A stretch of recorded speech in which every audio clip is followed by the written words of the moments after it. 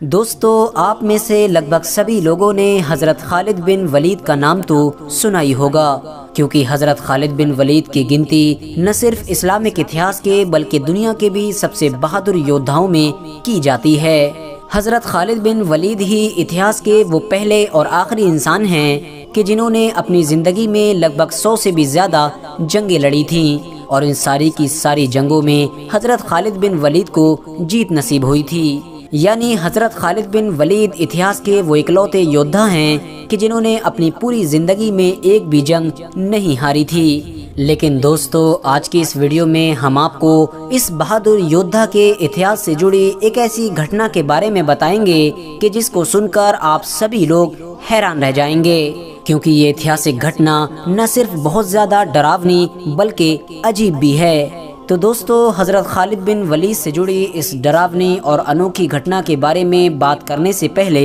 ہم آپ کو یہ بتاتے چلیں کہ آپ میں سے زیادہ تر لوگ یہ بات تو جانتے ہی ہوں گے کہ مسلمانوں کے سب سے پوتر یعنی مقدس شہر مکہ میں پیغمبر حضرت محمد صلی اللہ تعالی علیہ وسلم کے پیدا ہونے سے پہلے زیادہ تر لوگ بتوں کی پوجا کیا کرتے تھے، یعنی پتھر اور آگ جیسی چیزوں کو اپنا خدا مانتے تھے۔ نہ صرف خدا مانتے تھے بلکہ ان پر جان دینے کے لیے بھی تیار رہا کرتے تھے۔ RH نیٹ ورک کے نالجیبل فرینڈز، ویسے تو مکہ والوں کے بہت سارے دیوی دیوتا اور خدا موجود تھے، لیکن ان سب میں سے بھی جن 3 خداؤں کو وہ سب سے زیادہ پوتر یعنی سب سے زیادہ مقدس مانا کرتے تھے، وہ 3 دیویاں تھیں کہ جن کو لات، منات اور عزا کے نام سے جانا جاتا تھا۔ مکہ میں کعبہ کے ساتھ ساتھ بہت ساری جگہ پر ان تینوں دیویوں کے بت موجود ہوا کرتے تھے۔ مکہ کی سب سے زیادہ مشہور ان تینوں دیویوں میں سے بھی ایک دیوی کہ جس کو عزا کے نام سے جانا جاتا تھا، اس کا سب سے خاص اور سب سے بڑا مندر مکہ شہر سے باہر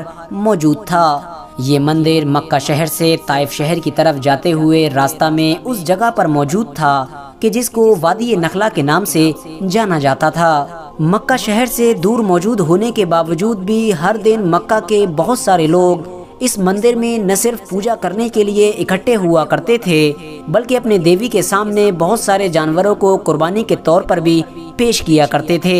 عرب ہسٹورینز کے مطابق یہ مشہور عزا کوئی عام انسان نہیں بلکہ ایک شیطان عورت یعنی چڑیل تھی، جس کا سایہ اس دور میں وادی نخلا میں موجود 3 ایسے خاص پیڑوں پر ہوا کرتا تھا کہ جو دیکھنے میں بہت زیادہ گھنے تھے۔ یہی عزا نام کی چڑیل عورت وادی نخلا میں موجود بتوں کے اندر پہنچ کر شیطانی آوازیں نکالا کرتی تھی، جس کی وجہ سے لوگوں کو یہ محسوس ہوا کرتا تھا کہ شاید یہی ہمارا خدا ہے، اور وہ لوگ اس کی آوازوں کو سن کر نہ صرف اس بت کی پوجا کیا کرتے تھے بلکہ ساتھ ہی ساتھ اس پر مر مٹنے کے لیے بھی تیار رہا کرتے تھے۔ لیکن جب پیغمبر حضرت محمد صلی اللہ تعالی علیہ وسلم نے مکہ شہر میں اپنے نبی ہونے کا اعلان کیا تو مکہ کے لوگوں سے بہت ساری چیزوں کے ساتھ ساتھ اس دیوی کی بھی عبادت کرنے سے منع کیا، اور ان کو سمجھایا کہ یہ کوئی تمہارا خدا نہیں بلکہ ایک شیطان ہے کہ جو تم لوگوں کو گمراہ کر رہا ہے۔ اس پر مکہ کے لوگوں نے نہ صرف پیغمبر حضرت محمد صلی اللہ تعالی علیہ وسلم کی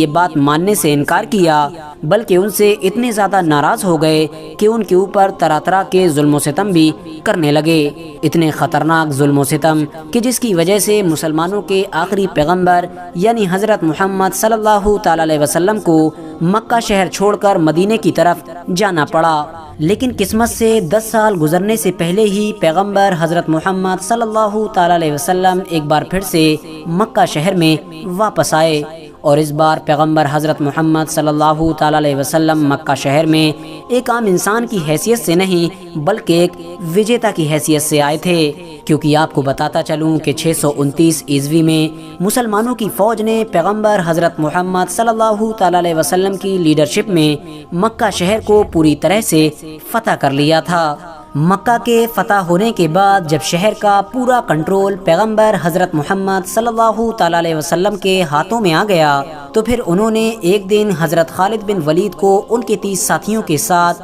وادی نخلا کی طرف جانے کا آرڈر دیا۔ دوستو، وہی خالد بن ولید کہ جن کو اسلامک اتہاس کا نہ صرف سب سے طاقتور سپہ سالار مانا جاتا ہے بلکہ اگر یہ بھی کہا جائے کہ ان کی وجہ سے ہی مسلم دنیا سب سے پہلے سپر پاور بنی تھی تو شاید یہ کہنا غلط نہیں ہوگا، کیونکہ دوستو یہی وہ مسلم سپہ سالار تھے کہ جنہوں نے کچھ دنوں کے اندر ہی لگ بھگ پورے ہی مڈل ایسٹ کو فتح کر لیا تھا اور پرشین اور بیزنٹائن جیسی طاقتور سلطنتوں کو اپنے سامنے جھکنے پر مجبور کر دیا تھا۔ لیکن دوستو اس بار خالد بن ولید کا مقابلہ کسی بڑی اور طاقتور فوج سے نہیں بلکہ ایک ایسی خطرناک اور شیطانی چڑیل سے تھا کہ جس کے بارے میں کوئی عام انسان کچھ بھی نہیں جانتا تھا۔ کسی بھی عام انسان کو یہ خبر نہیں تھی کہ آخر عزا نام کی یہ چڑیل کون ہے، کیسی ہے اور آخر کتنی طاقتور ہے۔ پیغمبر حضرت محمد صلی اللہ تعالی علیہ وسلم نے حضرت خالد بن ولید کو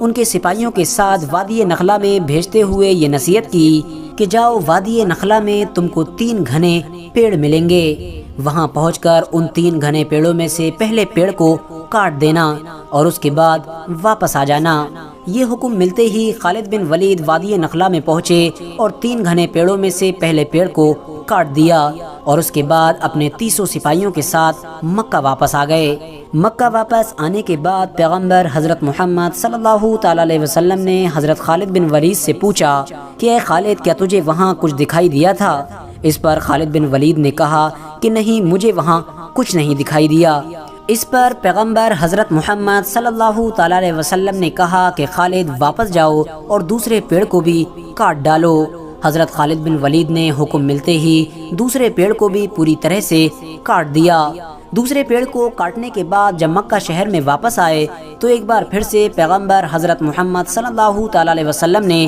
وہی سوال کیا اور ان سے کہا کہ اے خالد کیا دوسرے پیڑ کو کاٹتے وقت تمہیں وہاں کچھ دکھائی دیا تھا؟ اس پر خالد بن ولید نے ایک بار پھر سے وہی جواب دیا اور انہوں نے کہا نہیں، وہاں مجھے کچھ بھی دکھائی نہیں دیا تھا۔ اس پر ایک بار پھر سے پیغمبر حضرت محمد صلی اللہ تعالی علیہ وسلم نے کہا کہ خالد جاؤ اور تیسرے پیڑ کو بھی پوری طرح سے کاٹ ڈالو۔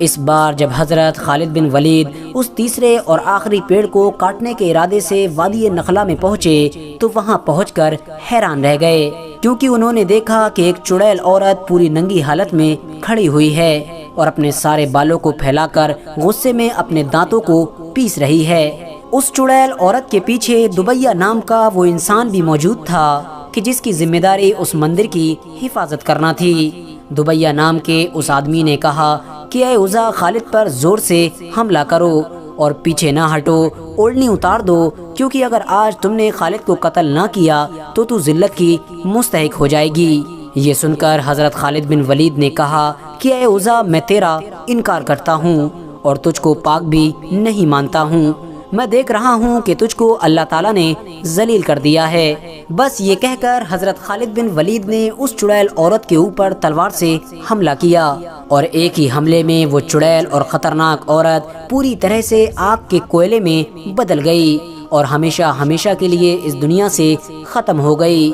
اس کے بعد حضرت خالد بن ولید نے نہ صرف اس پیڑ کو پوری طرح سے کاٹ ڈالا بلکہ اس آدمی کو بھی قتل کر دیا کہ جو عزا کو حضرت خالد بن ولید پر حملہ کرنے کے لیے اکسا رہا تھا۔ اس کے بعد حضرت خالد بن ولید مکہ شہر میں واپس آئے اور پیغمبر حضرت محمد صلی اللہ تعالی علیہ وسلم کے سامنے یہ سارا قصہ سنایا۔ یہ سن کر پیغمبر حضرت محمد صلی اللہ تعالی علیہ وسلم نے کہا کہ اے خالد، وہ کوئی عام چڑیل نہیں بلکہ عزا تھی اور آج ہمیشہ ہمیشہ کے لیے ہم نے اس عزا کو ختم کر دیا ہے۔ آج کے بعد عزا نام کی اس شیطان عورت کا نام لینے والا بھی کوئی انسان پورے عرب علاقے میں نہیں بچے گا۔ اور یقیناً دوستو ایسا ہی ہوا، کیونکہ عزا نام کی جو شیطان عورت کسی دور میں عرب کے علاقے میں سب سے زیادہ پاک یعنی پوتر مانی جاتی تھی، آج کے دور میں پورے عرب علاقے میں کوئی انسان اس کی عبادت کرنا تو دور بلکہ اس کے نام سے بھی واقف نہیں ہوگا۔ فی الحال دوستو آج کی اپنی ویڈیو کو ہم یہیں پر